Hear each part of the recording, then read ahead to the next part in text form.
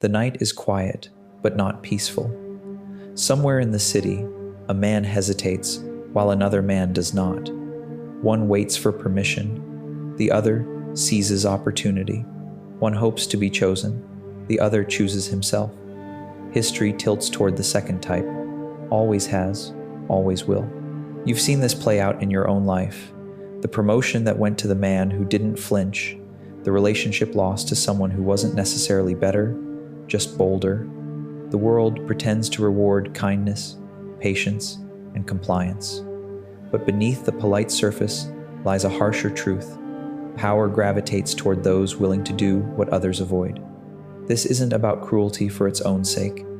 It's about clarity, the kind Augustus wielded, the kind Catherine de' Medici sharpened, the kind Sun Tzu carved into doctrine. They understood a lesson most modern men are never taught, that victory doesn't belong to the good, the deserving, or the moral. It belongs to the decisive, to the strategic, to the men who refuse to play by rules written to keep them small. And so a question forms, uncomfortable, but inevitable. If ruthless men always win, what does that mean for you? Are you willing to shed the illusions that bind you? Are you prepared to understand the psychology of power, the machinery behind dominance, and the silent structures that ensure nice guys finish last? Because in the shadows of every social exchange, every negotiation, every relationship, there are laws at play, ancient, merciless, and indifferent to your intentions. Today, you will learn them. Let's begin.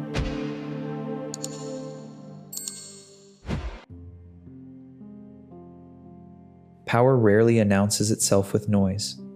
It enters quietly, like a knife slipping between ribs. And the first law you must understand, the one that separates the ruthless from the nice, is that hesitation is the birthplace of defeat. A nice man waits. He waits for validation, waits for circumstances to align, waits for someone to notice his effort and reward him for it. But history does not remember the patient. It remembers the men who stepped forward while others were still debating whether they were allowed to. Cesare Borgia was not the most talented commander of his age, nor the most beloved, but he possessed one trait that eclipsed the rest: speed of action. When rebellion ignited, he struck before his enemies finished whispering. When alliances wavered, he reshaped them before rivals could react. Machiavelli himself marveled at this, not because Cesare was kind or fair, but because he understood a brutal truth. Boldness forces the world to respond to you. Hesitation forces you to respond to the world. Modern life is no different. Think of the corporate battlefield. The man who asks timidly for a raise is forgotten. The one who walks in with results, demands, and clear leverage is feared and paid, not because he is cruel, but because he makes himself unavoidable. Nice men try to minimize friction. Powerful men create it when needed. They understand that discomfort is the currency of influence. And this is where many fail. Nice guys believe that being agreeable earns loyalty. But loyalty is not bought with kindness. It is enforced through authority. Augustus secured loyalty by offering stability, yes, but also by eliminating those who threatened Rome's future. Frederick the Great commanded devotion not because he pleased his soldiers, but because he led them with precision that bordered on ruthless necessity. Ask yourself, where in your life do you still wait for permission? Where do you soften your voice, dilute your ambition, or shrink to make others comfortable? Because the truth is simple and merciless. The world yields to men who move first, those who dare shape outcomes, those who refuse to apologize for taking up space. Power begins the moment you stop hesitating. If hesitation is the first weakness of the nice man, the second is far more subtle. He believes people value his intentions, but in the architecture of power, intentions are irrelevant. Only outcomes matter. A ruthless man understands this. He moves through the world with an engineer's detachment, never confusing emotional comfort with strategic advantage. He knows that human beings, despite their elaborate masks, are motivated by fear, desire, and self-interest, and he positions himself at the center of those forces. Nice men cling to the belief that if they are good, they will be chosen. But here's the truth the world rarely says aloud. Being good is not a strategy. It is a posture. And postures are predictable, which makes them easy to control. Consider Catherine de' Medici, surrounded by hostile nobles who despised her foreign blood and resented her influence. If she had relied on goodwill or moral appeal, she would have been devoured within a year. Instead, she mastered perception. She cultivated the image of a motherly mediator while quietly manipulating alliances, turning enemies against each other, and ensuring she alone remained indispensable. Her intentions were irrelevant. Her results reshaped France. Or think of Steve Jobs, a man whose personality was notoriously abrasive, but whose outcomes were undeniable. People followed him not because he was pleasant, but because he could bend reality into form. He understood that competence commands more loyalty than niceness ever will. And this brings us to the second principle. Authority is not granted. It is imposed through value, vision, and the willingness to be disliked. Nice men fear disapproval. Ruthless men weaponize it. They know that the moment you stop needing to be liked, you become dangerous. You become free. Reflect on your own life. How many decisions have you softened to avoid offending someone? How often have you silenced your ambition to maintain harmony? How many times have you allowed someone else's comfort to outrank your own destiny? People respect what challenges them. They follow what elevates them, but they exploit what seeks their approval. If you want to stop finishing last, stop performing goodness and start producing outcomes. Replace intention with impact. Replace softness with clarity. Replace the need to be liked with the resolve to be effective. Because in the end, the world does not bow to the nice, it bows to the necessary. There is a third flaw that condemns nice men to the bottom. They misread conflict.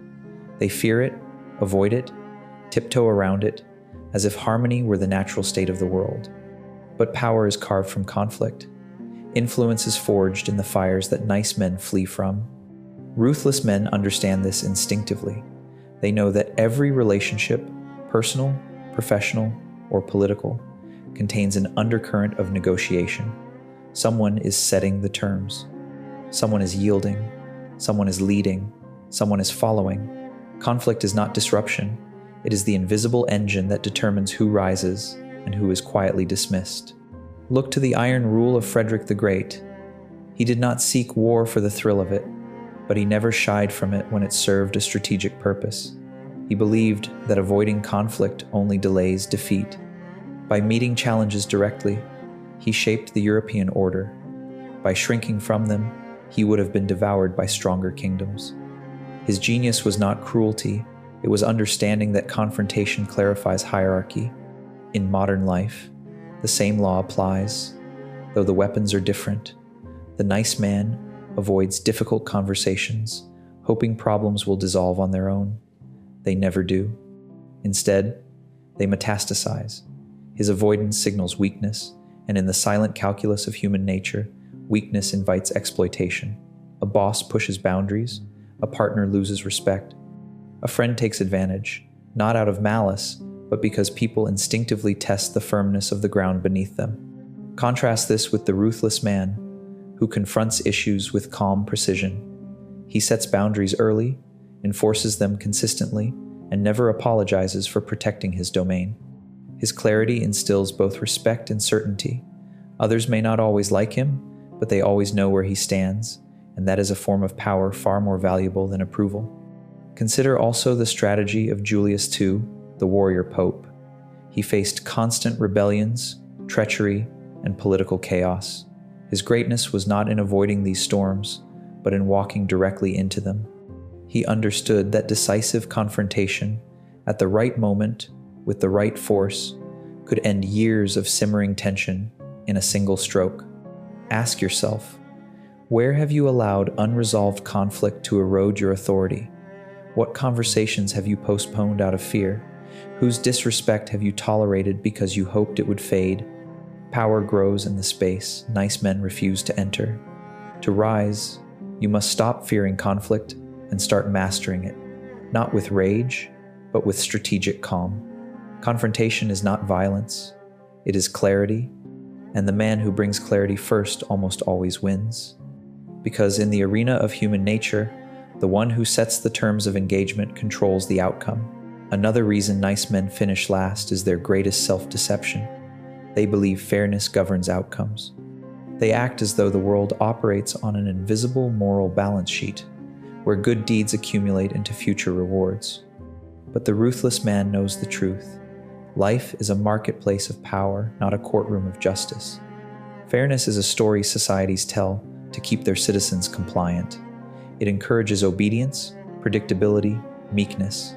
But real power has never bowed to fairness. It bows only to leverage. Consider Napoleon, a man born without noble privilege. He rose not because the world was fair, but because he bent circumstances to his will. He exploited chaos, seized opportunities others were too polite to touch, and reshaped Europe through audacity masquerading as destiny. Had he waited for fairness, he would have died an unknown Corsican officer. Nice men cling to the illusion that playing by the rules guarantees safety, but rules are written by those who already hold power, and they are written to preserve that advantage. A man who follows every rule without question becomes predictable, and predictable men are easy to control. Ruthless men study rules, not to obey them blindly, but to understand the structure beneath them, the pressure points, the loopholes, the paths no one else notices. This is how Louis XIV centralized power around himself, transforming a kingdom of feuding nobles into a monarchy that orbited his will. He did not ask for fairness. He created a system in which fairness was irrelevant because he controlled the conditions. In everyday life, the same dynamic plays out. The employee who waits to be recognized is forgotten. The entrepreneur who waits for permission never launches. The man who waits for the right time loses to the one who moves when conditions are imperfect. Fairness is not a force, it is a comfort, and comfort is the enemy of ascension. What ruthless men understand, and nice men resist, is that the world rewards those who alter their environment, not those who adapt to it. They use perception, pressure, timing, and positioning to tilt outcomes in their favor. They do not assume they deserve victory, they engineer it. Reflect honestly. Where in your life are you hoping the world will eventually be fair to you? Where are you waiting for recognition instead of demanding it? Where are you relying on merit alone, forgetting that merit without strategy is invisible? Power belongs to the man who shapes the game, not the one who plays it hoping for justice. And until you accept that fairness is a myth, you will continue to live by rules that others exploit. Beneath every failure of the nice man lies an even deeper flaw. He overexposes himself. He is too available, too transparent, too eager to be understood. But power thrives in mystery. Influence grows from controlled revelation. And ruthless men, those who rise, endure, and dominate, master the art of strategic opacity. Human beings do not respect what they fully understand. They respect what they must interpret. This is why the enigmatic holds more gravity than the obvious. Tiberius knew this well. As emperor, he withdrew from Rome, ruling from a distance that maddened the Senate. His silence became a weapon, forcing others to project fear, uncertainty, and awe onto him. The less he revealed, the more powerful he became. Nice men, on the other hand, operate like open books pages, constantly on display, emotions legible to anyone who cares to read them. They mistake openness for virtue. But openness without boundaries is vulnerability disguised as authenticity. It gives others the information they need to predict you, manipulate you, and most dangerously, to dismiss you. Ruthless men understand the value of controlled distance. They reveal enough to be understood, but never enough to be fully known. Jobs embodied this paradox beautifully. His charisma was magnetic, yet his inner world remained shrouded. No one quite knew where his brilliance ended and his madness began, and that ambiguity amplified his authority. Mystery is not deceit. It is selective truth. It is the deliberate preservation of your internal world. It is refusing to be a man others can map with ease. In modern life, this principle is critical. The man who explains himself constantly loses power with every justification. The man who overshares erodes his own gravity. The man who is always available becomes common. But the man who speaks less, chooses his moments, and reveals only what strengthens his position, he becomes difficult to categorize and therefore difficult to control. Ask yourself, how much of your life is exposed to those who have not earned the right to see it? How many opinions, dreams, or insecurities have you handed to people who do not value them? How often have you traded mystery for the short-term comfort of being understood? Power requires scarcity. Presence must feel like a privilege, not a default. Your silence should carry weight. Your words should land like iron. When people cannot predict you, they cannot limit you. When they cannot read you, they cannot weaken you. When they cannot access you, they begin to respect you. In the hierarchy of men, the mysterious always outranks the familiar. And until you learn to guard your inner world, you will continue to live at the mercy of those who reveal far less than you do. If mystery grants a man gravity, then discipline grants him inevitability. And this is where nice men collapse most predictably. They overvalue emotion and undervalue structure. They live reactively, moved by moods, swayed by external pressure, softened by comfort. But ruthless men understand that discipline is the truest expression of power, the ability to command oneself before commanding others. Look back through history. Augustus did not rise because he was the strongest or loudest. He rose because he was controlled. While Rome tore itself apart through passion, revenge, and vanity, Augustus played a longer game. He moved carefully, withheld retaliation when others expected fury, and executed his strategies with the cold rhythm of a metronome. His restraint frightened men more than any outburst ever could. Discipline made him inevitable. Nice men, by contrast, allow emotion to dictate their steps. They chase motivation, crave reassurance, and retreat the moment discomfort arrives. They confuse temporary feelings with permanent truths. And a man controlled by his emotions becomes easy to predict and easy to neutralize. Ruthless men pursue a different path. They understand that the disciplined man becomes a force, not because he is rigid, but because he is reliable, consistent, and unmoved by chaos. He sets habits like anchors and climbs through life with a controlled, relentless pace that terrifies the undisciplined. Consider Kuan Yew, who transformed Singapore from a struggling port into a global powerhouse. His leadership was not built on charm or warmth. It was built on uncompromising standards and an unbreakable commitment to order. People followed him because his discipline created results, and results create legitimacy far more powerfully than likability ever will. In a modern context, discipline is the quiet separator. The man who trains daily outpaces the one who waits for inspiration. The man who monitors his time outruns the one who lets the day shape him. The man who masters his impulses dominates the one who indulges them. Discipline is a weapon that makes your rivals exhaust themselves trying to match your consistency. It is the trait that turns ambition into reality, vision into structure, desire into momentum. Ask yourself, what areas of your life remain hostage to your moods? Where do you quit too early, drift too often, or rely on hope instead of systems? Which promises to yourself have you broken so many times that your own mind no longer believes you? Ruthless men win because they do not wait to feel powerful. They act powerful. They build rituals that make strength inevitable. They align their behavior with their goals until the world bends to their rhythm. A man with discipline cannot be dismissed. A man without it cannot be feared. And in the brutal hierarchy of human nature, only one of those men shapes the world around him. There is a final dimension of power that nice men almost never touch, yet ruthless men cultivate with unwavering intent, the ability to shape narratives. Not just the stories told about them, but the stories others tell themselves after encountering them. Nice men speak plainly, hoping honesty alone will carry their message. But honesty, without strategy, is noise. It drifts, it dissipates, it lacks impact. Ruthless men understand what Machiavelli himself warned. Perception is more potent than truth, and the man who controls perception controls outcomes. Consider the brilliance of Catherine de' Medici's rival, the warrior king Henry IV. Surrounded by enemies, hunted by factions, and trapped in civil war, he learned to wield narrative as both shield and sword. His famous declaration, "Paris is well worth a mass," reshaped his image overnight. He transformed from a divisive figure into a unifier, not because he changed who he was, but because he changed the story France told about him. Narrative became leverage.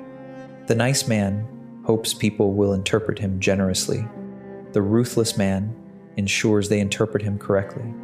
Modern men still fail at this. They explain too much. They justify. They soften their message until it loses all power. They let others define their character, motives, and identity. But a powerful man defines himself. He crafts a narrative that magnifies his strengths, obscures his weaknesses, and positions him as a force to be reckoned with. He understands that humans think in stories, and if he does not provide one, they will invent one, often at his expense. You see this mastery in leaders like Frederick the Great, who cultivated the image of a philosopher warrior, blending ferocity with intellect, or in Kuan Yew, who framed ruthless decisions as national necessity, turning criticism into respect. Their mastery wasn't manipulation, it was the strategic framing of reality to align with their goals. So ask yourself, what narrative have you allowed others to assign to you?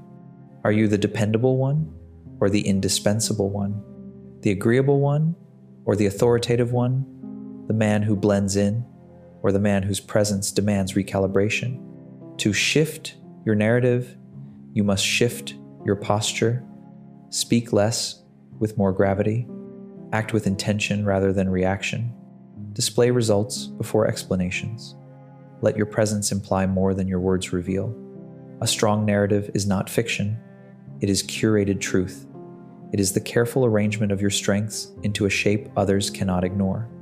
Nice men lose because they let the world write their story. Ruthless men win because they hold the pen. The question now is simple. Do you continue living inside a story written for you? Or do you begin authoring the one that elevates you? There is a threshold every powerful man crosses, the moment he stops reacting to the world and begins architecting it. Nice men never reach this point because they live in perpetual response mode. They wait to see what others want, what conditions allow, what situations demand. But ruthless men rise because they become creators of circumstance, not subjects of it. To understand this, consider the strategy of Frederick the Great during the Silesian Wars. He did not wait for permission, consensus, or ideal timing. He seized Silesia before Europe realized a new order had begun. By the time his rivals reacted, the board had already been rearranged.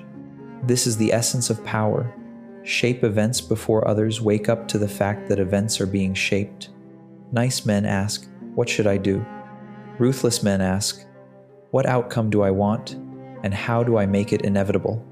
This requires three forms of strategic authorship. First, environmental authorship, the ability to shape the conditions around you.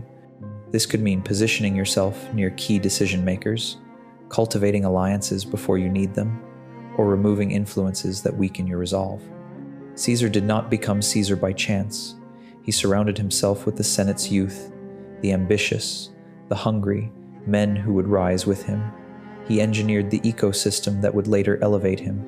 Second, relational authorship, choosing the dynamics you operate within. Nice men drift into relationships and roles by default, accepting whatever position others grant them. But powerful men define the terms. They decide how they will be spoken to, what behaviors are acceptable, and what version of themselves they will allow the world to encounter. Boundaries are not reactions, they are declarations. Third, internal authorship, the construction of the self. Every ruthless man crafts an inner identity that cannot be shaken by external noise. His self-image is not borrowed, not negotiated, not dependent on approval. It is chosen. A forged identity generates a forged destiny. When these three authorships converge, something remarkable happens. The world begins adjusting to you. Opportunities flow toward your gravity. People treat you according to the script you have written, not the one they would impose. Chaos becomes manageable, even useful. You stop being a piece on the chessboard and become the hand that moves the pieces. Ask yourself, how much of your life have you inherited instead of designed? How many roles did you accept without choosing them? How many identities were placed on you before you understood you could sculpt your own? Power emerges the moment you stop reacting and start authoring. Nice men wait for paths to appear. Ruthless men build the road beneath their feet. Everything we've explored, decisiveness, conflict, mastery, mystery, discipline, strategic giving, emotional control, converges into a final truth that defines why ruthless men rise and nice men fall. Ruthless men build themselves into assets, while nice men drift into liabilities. A ruthless man is valuable because he is effective. He can move a room, drive a mission, command respect, and enforce boundaries. His presence stabilizes or disrupts by choice, never by accident. He becomes the kind of man others rely on, fear, disappointing, or hesitate to cross. His identity sharpens into something unmistakable, a force. But the nice man? He becomes replaceable, predictable, soft around the edges. His desire to be agreeable makes him malleable. His need for approval dilutes his voice. His avoidance of discomfort erodes his authority. And in a world governed by power dynamics, silent, constant, unavoidable, a man without edges is a man without influence.